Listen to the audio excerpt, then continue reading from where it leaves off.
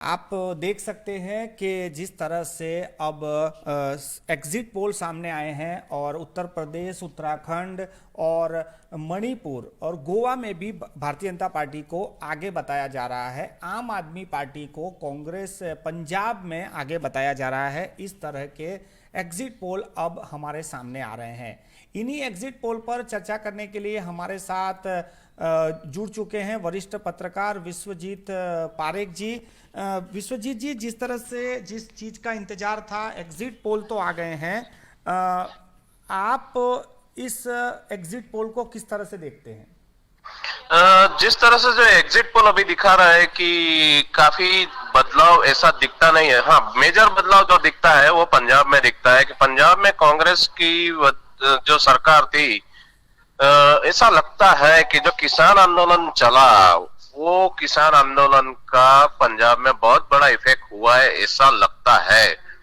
क्योंकि पंजाब में chief minister जो कांग्रेस के थे, चन्नी जी, वो मतदारों को अच्छी तरह से समझा नहीं सके हैं और मतदार उनको भी समझ नहीं सका है। दूसरा क्या है कि जो कांग्रेस का इंटरनल जो मामला, मुख्यमंत्री और उनके पार्टी प्रमुख नवजोत सिद्धू की जो इंटरनल लड़ाई चलती थी, वो भी काफी सारी कांग्रेस की टीम पर पड़ी, उसकी इफेक्ट पड़ी होगी, ऐसा दिखता है। फिर भी ये एग्जिट पोल है। एग्जिट पोल में अभी तो आपको वहां काफी सारी सीट दिखती है।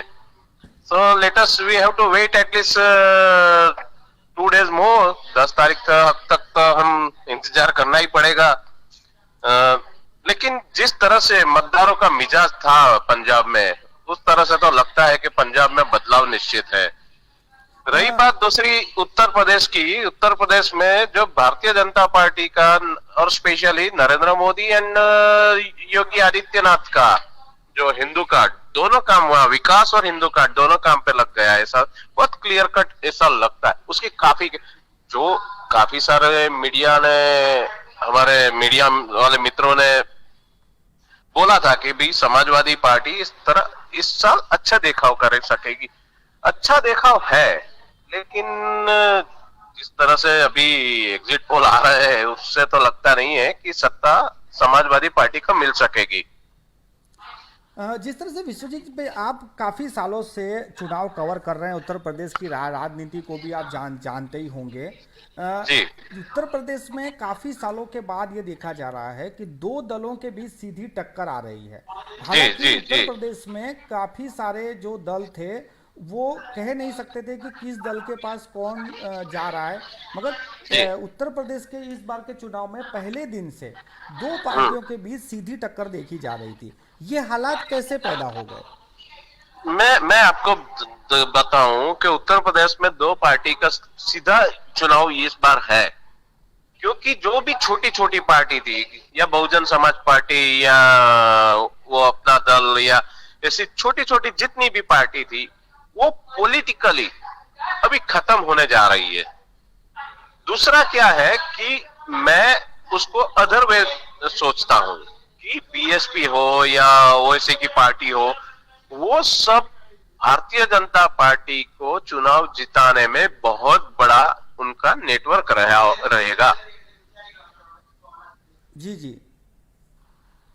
कि आपने लास्ट चुनाव भी देखा होगा 2017 वाला, वहां भी देखा होगा तो आपको मालूम पड़ेगा कि आप वो कोई भी सीट ऐसी 2, 3, 4, 5 हजार वोट से जो हार जीत हुई है, वो सीट हम एक्सरसाइज करते हैं या बिल्कुल माइक्रो लेवल पे हम देखते हैं, तो वहां हमको मालूम पड़ेगा कि कहीं सारे वोट तीसरा कोई कैंडिडेट ने लिया है और इसकी वजह से भारतीय जनता पार्टी की जीत हुई है। इस बार तो जिस तरह से योगी का हिंदू कार्ड चला है, उसके सामने काउंटर करने के लिए ओवैसी का मुस्लिम कार्ड भी चला था। तो हो सकता है कि काफी सारे मुस्लिम ने ओवैसी को वोट दिए होंगे। अगर वो मुस्लिम वोट ओवैसी को गए होंगे तो मुझे लगता है कि भारतीय जनता पार्टी को मैक्सिमम बेनिफिट होगा उसका। विश्वजीत जी, ये बताइए कि समाजवादी पार्टी अचानक से जिस तरह से उभरी है और एग्जिट पोल में भी उससे 150 सीटें बता रहे हैं, यानी काफी कांटे की टक्कर आ रही है। तो बिल्कुल बिल्कुल। अचानक से ऐसा क्या बदलाव आया उत्तर प्रदेश की राजनीति में कि अखिलेश अचानक से ही जो एक्शन में आए और उनकी नहीं हवा नहीं, बन गई? अखिलेश मैं आपको बताऊं, अखिलेश अचानक तो एक तो आया नहीं है। उत्तर प्रदेश की राजनीति का हम माइल्यूटली एनालिसिस करेंगे तो मालूम पड़ेगा मुलायम सिंह यादव बहुत अच्छे पॉलिटिकल लीडर उत्तर प्रदेश में ऑलरेडी थे। ये मुलायम सिंह फैमिली से ही आ रहा है अखिलेश यादव। ऑफ कोर्स इस बार मुलायम सिंह इतने इफेक्टिव नहीं रहे, लेकिन आज भी उत्तर प्रदेश में कई मतदारों जो ज्ञाति आधारित राजकारण वहां चलता है, वो ज्ञाति आधारित राजकारण में आज भी मुलायम सिंह की बहुत बड़ी पकड़ है। तो एक तो मैं एक इफेक्ट वो देखता हूं।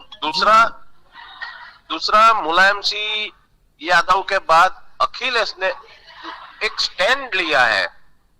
उसने पार्टी को डेवलप करने में काफी सारी हेल्प की। अखिलेश जब चीफ मिनिस्टर से, तब उन्होंने यंगस्टर को आकर्षण करने के लिए वो लैपटॉप से लेके काफी सारे सहाय दी थी। यानी ऐसा बोल सकते हैं कि ज्ञाति आधारित राजकारण में भी जब अखिलेश यादव चुनाव जीते थे, मुख्यमंत्री थे, तब उन्होंने दूसरे डेवलपमेंट की ओर जाने के भी प्रयास किया था। उनका जो नेगेटिव पॉइंट है कि उसके टाइम में गुंडागिरी ज्यादा बढ़ गई थी, उसकी वजह से वो तकलीफ में है। और जो योगी सरकार आई, योगी आदित्यनाथ की सरकार बनी, तब से वहां के गुंडों पे एक पकड़ जबरदस्त गवर्नमेंट की आ गई थी कि गुंडों को उसने खड़ा ही नहीं रहने दिया है। मैं ऐसा देखता हूं कि वो सारे एलिमेंट्स बीजेपी को गिराने के लिए सपा को मजबूत करने में लग गए होंगे, क्योंकि जी, वो जी। भी उत्तर प्रदेश में काफी निर्णायक रहे हैं। विश्वजीत जी, ये भी है कि जो किसान आंदोलन हुआ था उसकी जी असर दो राज्यों में ज्यादा थी, एक उत्तर प्रदेश, एक पंजाब। पंजाब जी में जिस तरह से आम आदमी पार्टी को बढ़त मिल रही है, जी लेकिन उत्तर प्रदेश में उसकी असर नहीं देखी जा रही है। और जी राकेश जी टिकैत उत्तर प्रदेश से आते हैं जो सबसे बड़े किसान नेता थे। तो जी क्या जी जी लगता है आपको कि किसान नेताओं की जो पश्चिम यूपी है उसमें असर जी। नहीं रही, या फिर ये जो समाजवादी पार्टी को जो बढ़त नहीं मिली है? नहीं, मैं तो अदर वे देखता हूं कि किसान नेताओं से ज्यादा योगी की पकड़ वहां ज्यादा रही है, पश्चिम यूपी में? पश्चिम यूपी में। जी जी। तो राकेश टिकैत जो बड़े नेता थे, बड़े नेता बन के आए थे, तो वो जी अब वो क्या बयान देंगे, वो क्या सोच रहे होंगे इस समय? नहीं, बेसिकली आपको राकेश टिकैत ने जहां जहां भी जरूरत पड़ी थी, तब राकेश टिकैत का स्टेटमेंट एक ही रहा था कि मैं पॉलिटिकल एक्टिव नहीं रहने वाला हूं। जी जी। राकेश टिकैत ने चुनाव में भी किसी को न तो मदद की है और किसी का न तो फेवर, किसी के अगेंस्ट किया है वोट। हाँ, एक उनकी बात रहा है कि भाई मुझे ये मेरी डिमांड फुलफिल होनी चाहिए। जी जी। उसके अलावा पॉलिटिकली इतना इन्वॉल्वमेंट नहीं रहा है, वो बहुत क्लियर बात है। विश्वजीत जी, आप हमसे जुड़े, जानकारी दी, बहुत बहुत धन्यवाद। और ये थे विश्वजीत पारेख, वडोदरा के वरिष्ठ पत्रकार हैं, और फिलहाल ये जानकारी दे रहे थे एग्जिट पोल पर। आगे भी हम इनसे इस तरह से जानकारी लेते रहेंगे।